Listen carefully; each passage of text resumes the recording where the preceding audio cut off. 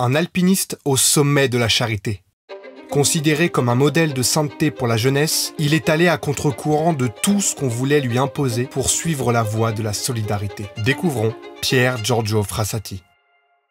Pier Giorgio est né en 1901 dans une famille bourgeoise de Turin, en Italie. Dès son plus jeune âge, Pier Giorgio se montre très bienveillant envers les pauvres. Il intègre l'école polytechnique de Milan au sortir de la Première Guerre mondiale pour devenir ingénieur. Son père, à la tête du journal La Stampa, regrette qu'il ne prenne pas la voie nécessaire à la reprise de l'entreprise familiale. Mais Pier Giorgio veut se tourner vers Dieu et la protection des plus faibles. À 17 ans, il s'engage comme bénévole au sein de la Société de Saint-Vincent de Paul, fondée par Frédéric Ozanam. Cette association a pour mission de développer l'aide aux plus pauvres en organisant des visites à domicile, des collectes de dons et bien plus encore.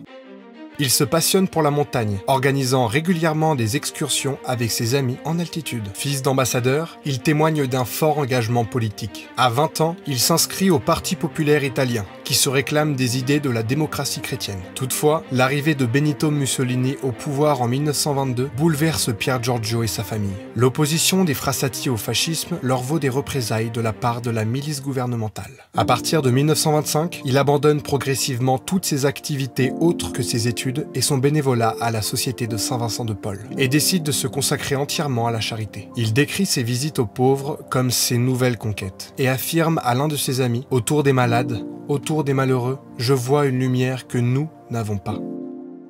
Malheureusement, Pier Giorgio contracte la poliomyélite lors de l'une de ses visites à des nécessiteux la même année. Il meurt à peine une semaine après l'apparition des premiers symptômes. Lors de ses obsèques, sa famille est surprise de voir des milliers de personnes présentes pendant le trajet jusqu'à l'église, dont de nombreux pauvres de Turin qu'il a aidés. Il est béatifié en 1990 et il sera canonisé le 7 septembre 2025 à Rome. Aujourd'hui, la Société de Saint-Vincent de Paul continue d'œuvrer pour la défense des plus précaires. Grâce à ses 17 000 bénévoles en France et plus de 800 000 dans le monde. Vous aussi rejoignez nos donateurs afin que nous puissions perpétuer l'œuvre de la vie de Pier Giorgio Frassati.